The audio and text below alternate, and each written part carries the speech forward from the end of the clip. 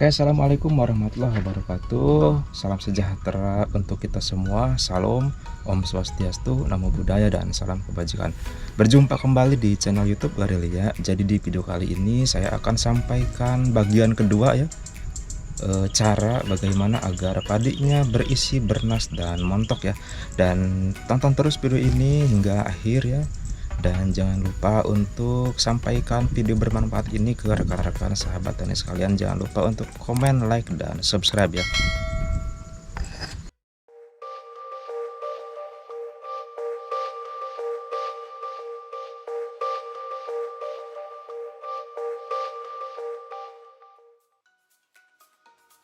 Oke sahabat tani sekalian, selamat datang di channel YouTube Garelia. Berhubung bulan depan kami akan segera panen, ada baiknya saya sampaikan bagian kedua tentang bagaimana cara menambah bobot padi agar bernas, berisi penuh, dan montok. Setiap petani padi pasti ingin tanaman padinya tumbuh dengan baik dan menghasilkan panen yang melimpah. Maka berbagai cara dilakukan petani demi meningkatkan tinggi tanaman, jumlah anakan produktif, jumlah gabah per malai, bobot padi, panjang malai, hasil tanaman, hasil ubinan, dan hasil per hektar. Untuk mencapai target tersebut, tentu tak hanya sekedar menggunakan varietas unggul saja, melainkan juga dibarengi dengan perawatan yang meliputi pengairan, penyiangan, penyulaman, pemupukan, dan pengendalian hama penyakit. Sebelum sahabat tani sekalian menonton video ini, ada baiknya untuk menyimak video bagian pertamanya ya, yang saya simpan di pojok kanan atas. Dan jika saya menyertakan produk-produk seperti pupuk, fungisida, dan GPT itu hanyalah contoh saja. Sahabat tani sekalian bisa mengaplikasikan produk yang sejenis ya, produk lain yang kandungan bahan aktifnya sama. Jadi jangan terpaku pada merek dagang, melainkan pada bahan aktifnya saja. Produk berbeda tidak masalah, yang penting fungsi dan kualitasnya sama dan mendekati.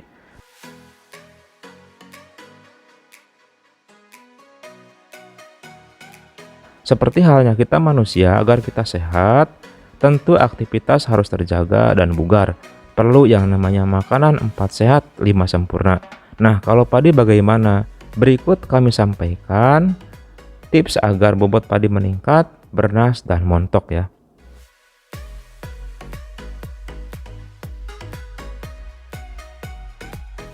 Oke sahabat tani sekalian, yang pertama adalah pemberian pupuk MKP ya.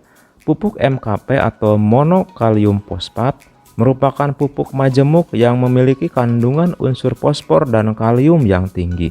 Kandungan fosfor atau P pada MKP yaitu sebesar 52% dan K atau kalium yaitu 34%.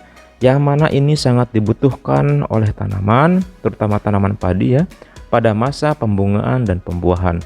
Pupuk jenis lain dengan kandungan sejenis adalah seperti misalkan saya kasih contoh yaitu Gandisil B, bulir buah, dan lain sebagainya.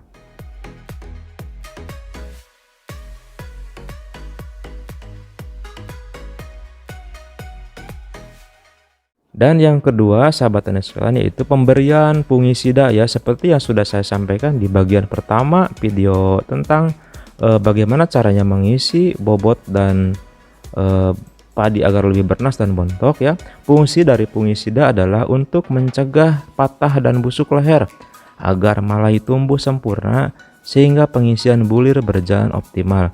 Agar bernas sampai ke ujung malai, berikan fungisida berbahan aktif difenoconazole dan azoxystrobin pada saat 60 hari setelah tanam dan 70 hari setelah tanam.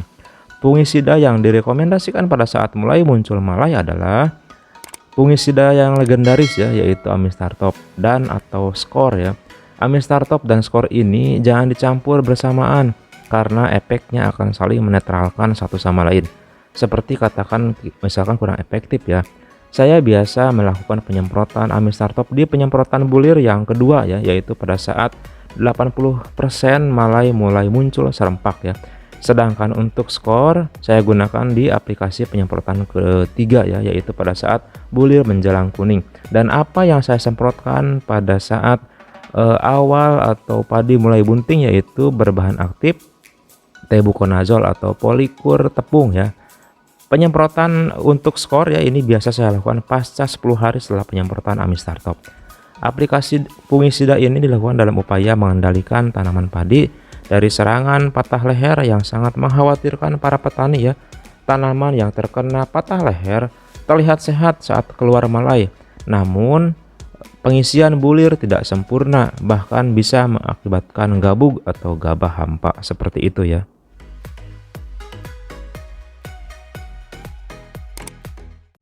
Dan yang ketiga yaitu pemberian GPT ya. GPT ini katakanlah seperti suplemen tambahan untuk tanaman padi.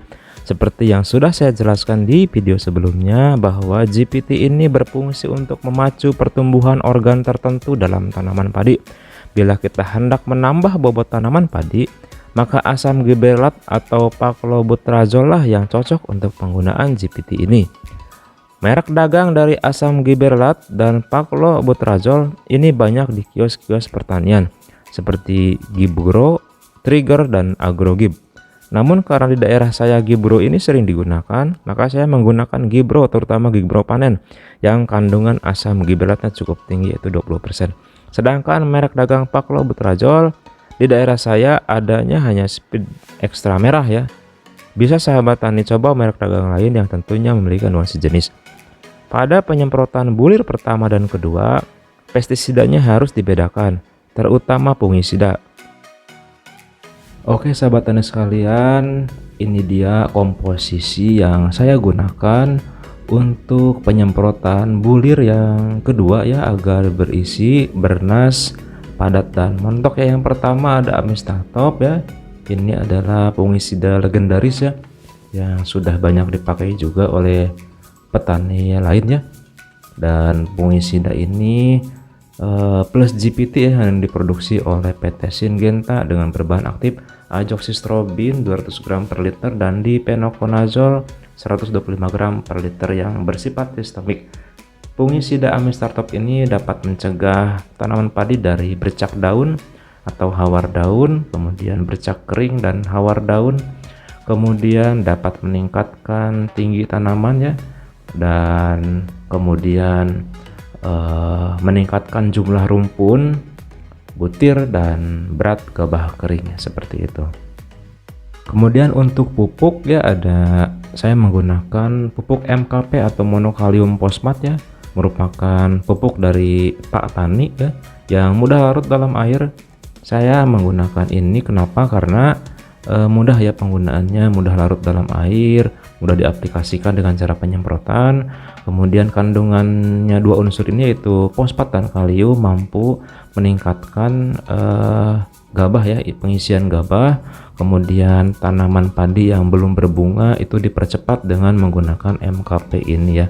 Dan kemudian yang ketiga menggunakan pupuk Speed Extra ya, yang generatif yang berwarna merah, merupakan kombinasi nutrisi esensial dan perangsang tumbuh tanaman yang diformulasikan secara spesifik untuk memperbaiki produktivitas tanaman pada masa generatif. Jadi kandungannya adalah kalium dan paclobutrazol ya, seperti yang sudah saya sampaikan di video yang pertama ya.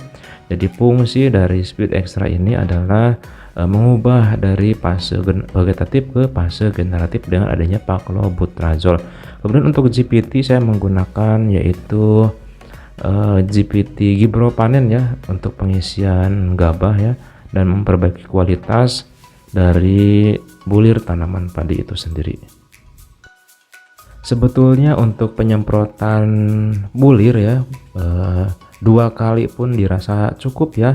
Namun banyak petani yang ingin penasaran ya dengan agar kualitas bulir padinya lebih baik begitu, dan penyemprotan ketiga dapat dilakukan ya, atau komposisi yang ketiga nanti saya akan sampaikan di video berikutnya ya.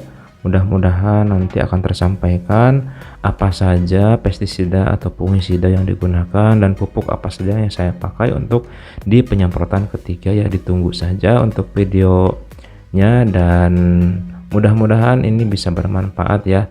Nanti akan saya sampaikan video penyemprotan bulir yang ketiga seperti itu.